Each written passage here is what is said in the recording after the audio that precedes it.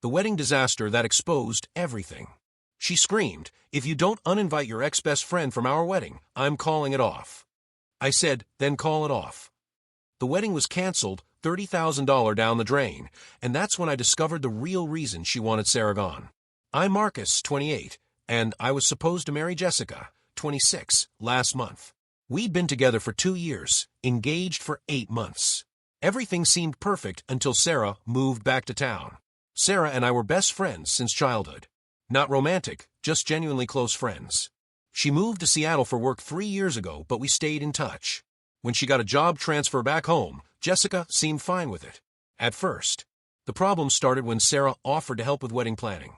She's an event coordinator, so it made sense. Jessica initially said yes, but then things got weird. "I don't think Sarah should be involved in our wedding," Jessica said one evening. "She's just helping with logistics. She's good at this stuff. It's weird having your female friend plan your wedding to another woman. She's helping, not planning. And she's been my friend for 15 years. Well, I'm going to be your wife." I should have seen the red flag parade starting. Week by week, Jessica's demands escalated. First, Sarah couldn't help with planning. Then Sarah couldn't come to the bachelor party. She wasn't going anyway. Then Sarah couldn't sit at the head table. "She can sit with the other friends," Jessica declared. "The other friends? She's my best friend. She's giving a speech." "Absolutely not. I'm not having another woman give a speech at my wedding about how great you are.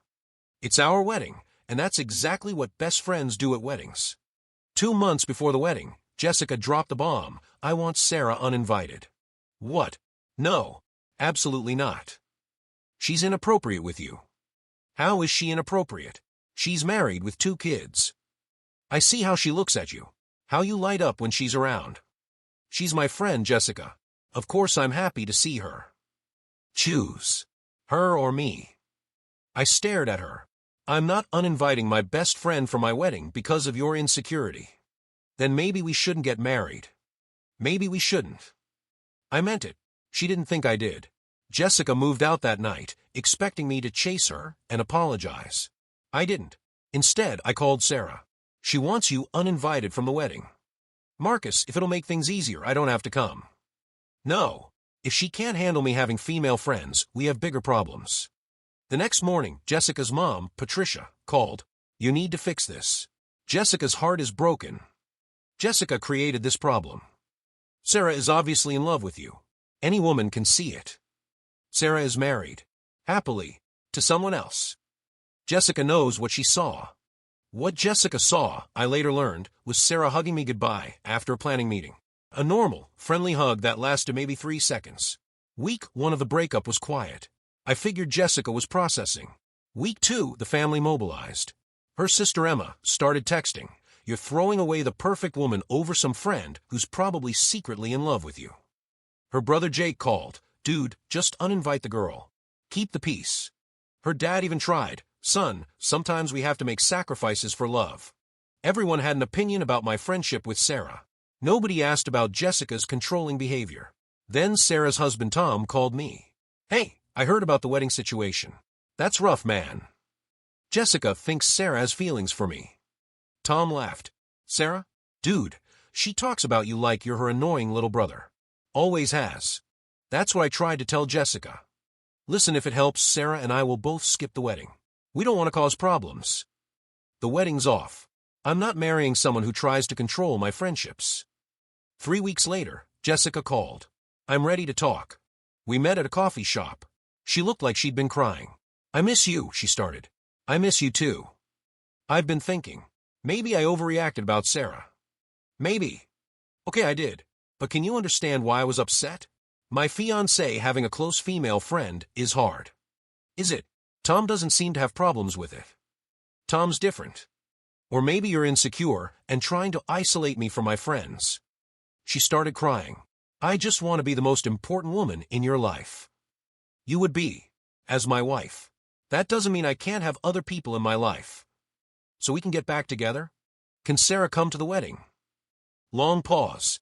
I still don't feel comfortable with her giving a speech. Then we still have a problem. The conversation ended badly. She accused me of choosing Sarah over her. I accused her of trying to control me. Both were probably right. 2 days later, Patricia called again. Jessica's found out something about your precious Sarah. Found out what? Asked Sarah about the night before her wedding to Tom. Then she hung up. I called Sarah immediately. What happened the night before your wedding to Tom? Silence. Then, who's asking? Me. Jessica's family is implying something happened between us. Marcus, that's ridiculous. You know nothing happened. Then what are they talking about? Another pause. Remember when I called you crying because I was having cold feet? Yeah, you were stressed about the wedding being perfect. I wasn't crying about the wedding being perfect. I was crying because I realized I had feelings for you. My stomach dropped. What? I worked through it. That's why I moved to Seattle originally. To get some distance and figure out my feelings. By the time I married Tom 6 months later, I was over it completely. Sarah. I love Tom. I'm happy with Tom. Those feelings for you were just pre-wedding panic about making a life commitment.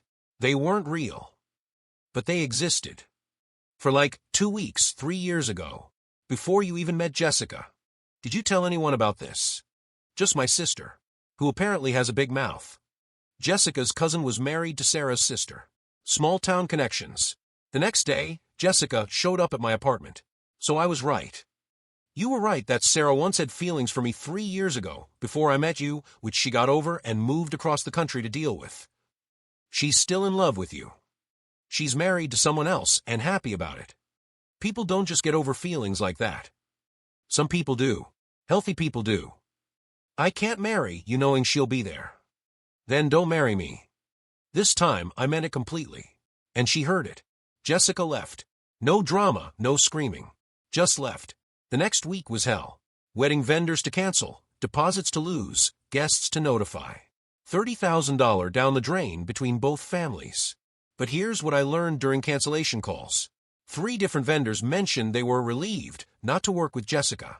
She'd been demanding, rude, and had made several people cry during planning meetings. The florist said, your fiancé screamed at my assistant for 20 minutes because the roses were dusty pink instead of blush pink. The caterer, she demanded we fire our day of coordinator because the woman had blonde hair and was too pretty to be around the groom.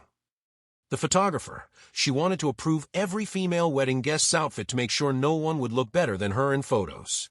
I'd been so focused on the Sarah situation, I'd missed the pattern. Jessica wasn't just insecure about Sarah. She was insecure about everything. 2 months after the canceled wedding, I ran into Emma at the grocery store. How's Jessica doing? She's engaged again. Again? To who? Some guy from her work. David. They've been dating for 6 weeks. She got engaged after 6 weeks. She said when you know, you know. What does David think about her male friends? Emma looked uncomfortable. She doesn't really have any male friends. What about her female friends who have boyfriends or husbands? She's selective about friendships now. Code for, she'd isolated herself from anyone who might trigger her insecurity. 6 months later, Sarah called with news. Tom got promoted. We're moving to Denver. That's amazing. When? Next month. Hey, can we grab dinner before we go? All 4 of us. Tom wants to meet your new girlfriend. All 4 of us. You, me, Tom, and Rachel. Rachel was someone I'd started dating 2 months earlier. A teacher, calm, secure in herself. How does Rachel feel about your friendship with Sarah? Tom asked at dinner. It's fine, Rachel said. They've been friends forever. I'd be weird if I had a problem with it. Sarah laughed. See? This is what normal looks like. Later, Rachel asked, is that why your ex called off the wedding? Your friendship with Sarah? Partly. That's insane. You can obviously tell you're just friends. Different energy completely from how you are with me. Jessica couldn't see that. Jessica was threatened by a friendship because she wasn't confident in your relationship. That's not about Sarah. That's about her. Last month, Emma called with an update. Jessica and David broke up. What happened? She found out he had lunch with his female coworker. Demanded he quit his job. Did he? He dumped her instead. The pattern was clear now. Jessica would find someone, get insecure about any other woman in their life, make impossible demands, then act shocked when they refused to be controlled. I'm engaged to Rachel now. Small ceremony, close friends and family only. Sarah and Tom are flying in from Denver for it. Rachel helped plan the guest list, including Sarah's role in the ceremony. She's giving a speech about friendship and loyalty. Rachel insisted on it. Anyone who stayed friends with you through that drama deserves to celebrate your happiness, Rachel said. Last week, I heard through mutual friends that Jessica's family still asks about me. They blame Sarah for ruining Jessica's happiness. Not Jessica's insecurity. Not her controlling behavior. Not her inability to trust me. Just Sarah's existence in my life. Meanwhile, I'm sitting in my apartment, planning a drama-free wedding to someone who trusts me, likes my friends, and doesn't see other women as threats to our relationship. Sometimes the best decision isn't staying and fighting. It's recognizing when someone's insecurity is their problem, not yours, and walking away from people who want you to shrink your world to make them comfortable. You want me to choose between you and my friends? Fine. I choose my friends. They've never asked me to choose. To everyone saying I should have just uninvited Sarah to keep the peace, keeping the peace by giving in to unreasonable demands isn't peace. It's surrender. And surrender never stops at just one demand. Jessica learned that love isn't about eliminating all other relationships. It's about being secure enough in your relationship to trust your partner around other people. My wedding to Rachel is in 3 weeks. Small, simple, surrounded by people who love us both. Sarah's flying in to give her speech. Rachel's excited to hear it. That's what healthy love looks like.